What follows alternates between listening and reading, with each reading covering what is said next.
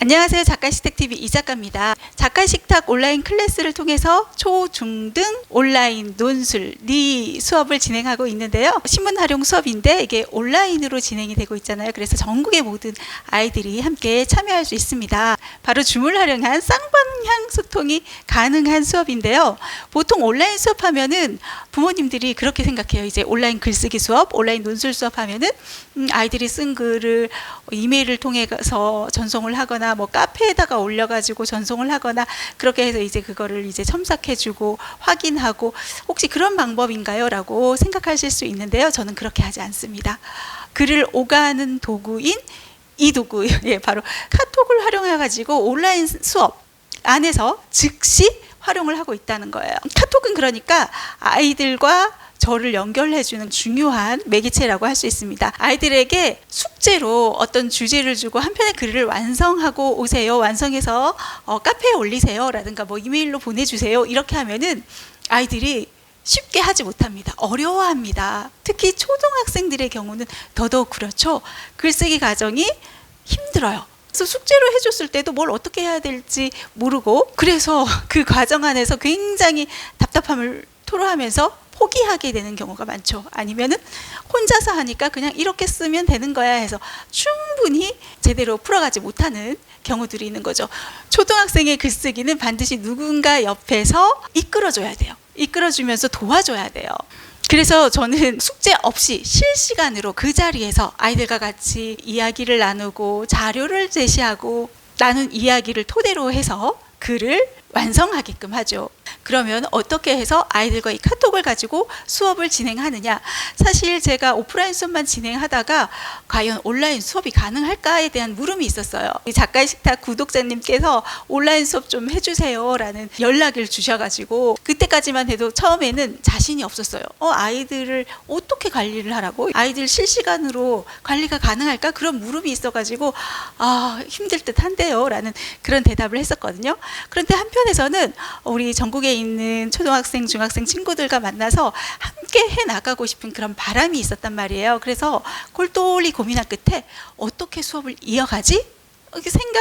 생각을 계속 더해가면서 카톡이란 매개체를 떠올리게 됐습니다. 카톡의 장점은 무엇일까요? 카톡의 장점은 저 같은 경우는 사진 공유, 동영상 공유를 하거든요. 그래서 그게 떠오르더라고요. 아이들에게 직접 그냥 아날로그 식으로 그냥 우리 오프라인 상에서 이루어지는 식으로 노트에다가 글을 쓰게 하고 그거를 중간중간 사진을 찍어서 선생님에게 전송해 주도록 그럼 선생님은 그것을 이제 컴퓨터 온라인 수업이니까 우리 화상 수업이니까 온라인 스크린 안에 띄우면 되거든요. 온라인 스크린 안에 띄워가지고 같이 발표도 하고 이건 이런 식으로 해봐 이것보다는 해서 피드백을 줄 수 있다는 거예요. 서로 소통이 가능하다는 거예요. 이 과정에서 카톡은 단순한 전달 도구가 아닙니다. 아이들이 쓴 글과 작품을 서로 공유하고 서로의 생각을 연결해주는 아주 중요한 매개체라 할 수 있죠. 저희 수업에 있어서는 필수품이 무엇이냐 하면은 글을 오가는 카톡을 반드시 깔아주세요. 요즘 온라인 수업 같은 경우는 왜 온라인 수업 그 줌 안에도 화이트보드라는 기능이 있잖아요. 그래서 뭐 화이트보드 안에다가 친구들이 직접 쓰게 하고 혹은 전자책처럼 직접 입력하게 컴퓨터 상에 입력하게 하는 그런 수업을 떠올릴 수 있는데 저는 그게 아니고요. 아날로그와 디지털이 결합된 수업이라고 할 수 있습니다. 줌과 카톡.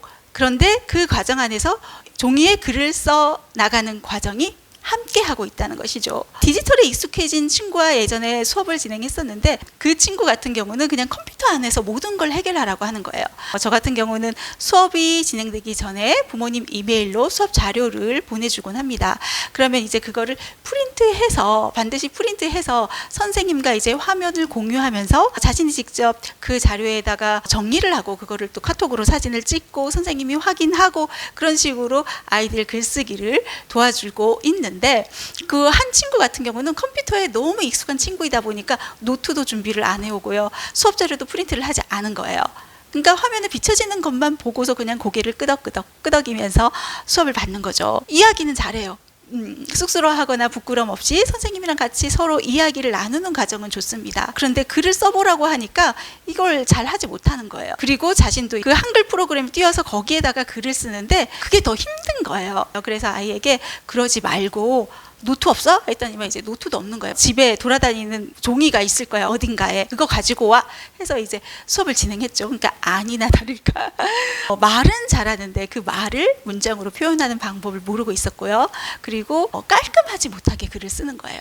우리가 시험을 볼 때 컴퓨터 안에서 시험을 보지 않잖아요. 시험지 답안지 안에다가 정성스럽게 답안을 써 내려가고 그 답변들을 보면서 이제 심사위원이 채점을 할 텐데 그동안에 그 온라인 상에서 익숙해진 그 습관 때문에 그 글쓰기가 제대로 자리 잡혀 있지 않았던 것이죠. 그래서 제가 택한 게 반드시 아이들이 노트에다가 글을 쓰게 줌 수업, 디지털 줌 수업이지만 아날로그 방식을 결합한 거예요.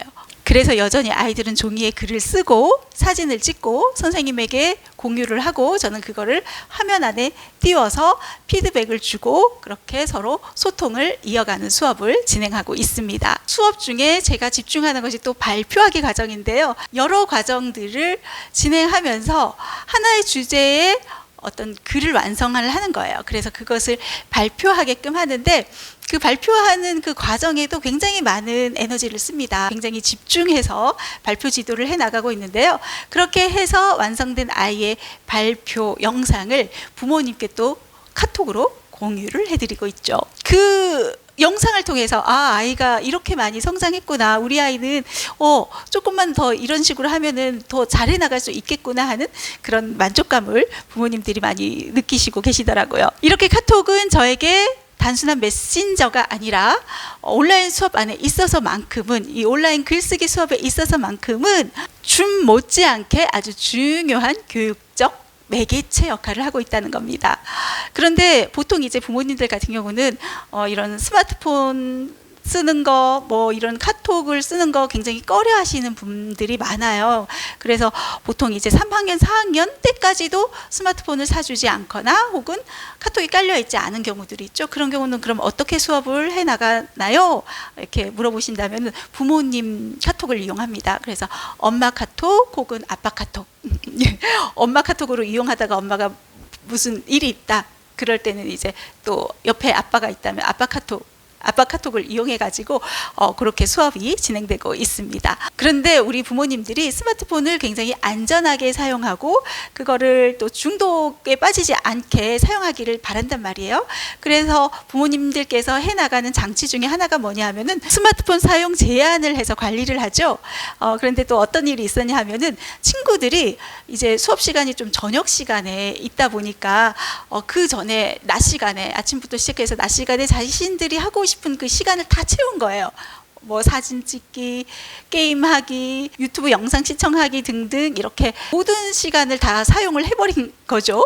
그렇다 보니까 정작 이제 글쓰기 수업 시간에는 사용을 할 수 없는 거예요.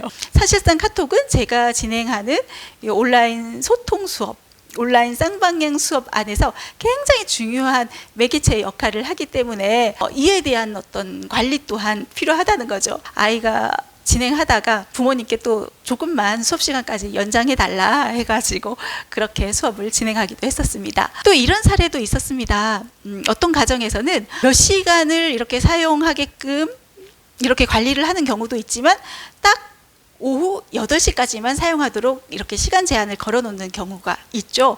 이 친구 같은 경우는 오후 8시까지만 사용하도록 시간 제한을 걸어둔 거예요. 그런데 사실상 글쓰기 수업 같은 경우, 제 온라인 논술 수업 같은 경우는 8시 30분에 끝이 난단 말이에요. 그래서 8시까지 잘 진행되다가 8시부터 8시 30분, 이 30분 동안은 이제 카톡을 활용할 수 없는 거예요. 선생님 저 카톡이 없어요. 시간 제한 걸렸어요. 어떻게 해야 돼요? 그래서 그런 경우는 이제 제가 아이들에게 그래 그럼 너가 정리한 거를 한번 선생님에게 읽어줘봐. 잘 정리가 됐는지 그 읽어준 내용들을 제가 다시 한번 스크린 안에다가 정리정돈을 하고 그걸 또 피드백을 주고 그러죠. 그러면은 잘 정리했대요. 그럼 한번 너가 쓴 글 읽어봐 해서 또 읽어줍니다. 다시. 그러면은 아무 문제가 없어 보여. 그래 잘 정리했구나. 그런데 그 다음 시간에 이제 제가 다시 확인을 하는 겁니다. 그 전까지 완성했던 것을 다시 한번 사진 찍어가지고 선생님에게 보내줘. 그런데 이게 웬일입니까? 잘 정리됐을 거라고 생각했는데 글씨가 엉망이고 이게 자리 배치가 요로 갔다 절로 갔다 크기가 크고 작고 글씨마저 흐트러져 있고 맞춤법도 엉망이고 그런 거예요. 그것을 보면서 특히 초등학생들의 경우는 더더욱 즉시 관리, 즉시 소통이 중요하구나라는 것을 깨닫게 됐습니다. 아이들은 그냥 관리를 해주지 않으면 이 정도쯤은 되겠지, 그냥 대충 하자 하고 넘어가는 경우가 많거든요. 물론 일부 학생들은 굉장히 성진리 수업에 임하고 굉장히 잘해 나갑니다. 선생님의 피드백을 반영해서 잘 정리하고 정돈하고 자신의 글에 적용해 나가죠.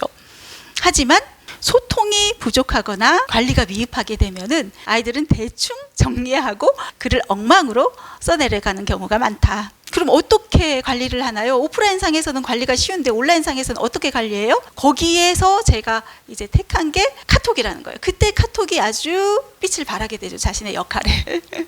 카톡을 통해서 오고 가면서 너 어디까지 정리가 됐어?를 수시로 확인하고 이러지 말고 이렇게 한번 해봐 해서 피드백을 줄 수 있다는 겁니다. 저는 제가 진행하고 있는 초등생들, 중등생들 온라인 니 논술 수업을 통해서 카톡의 중요성을 다시 한번 확인하게 됐습니다. 아이들의 학습과 소통을 이어나가는 아주 중요한 수단이라는 거죠.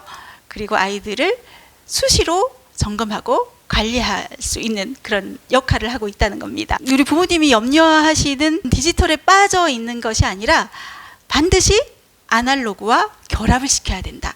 그래서 반드시 준비물로 노트, 필기도구, 형광펜, 색깔펜, 포스트잇까지 준비하면 좋다. 네, 앞으로 우리 아이들이 디지털과 아날로그를 균형 있게 사용하고 즐겁게 배우고 안전하게 소통해 나가면서 성장해 나가길 바라보겠습니다. 오늘은 제가 작가의 식탁 온라인 클래스를 통해 가지고 친구들에게 수업을 이어나가고 있는데 중요한 역할을 하는 이 카톡에 대한 이야기를 좀 해봤네요.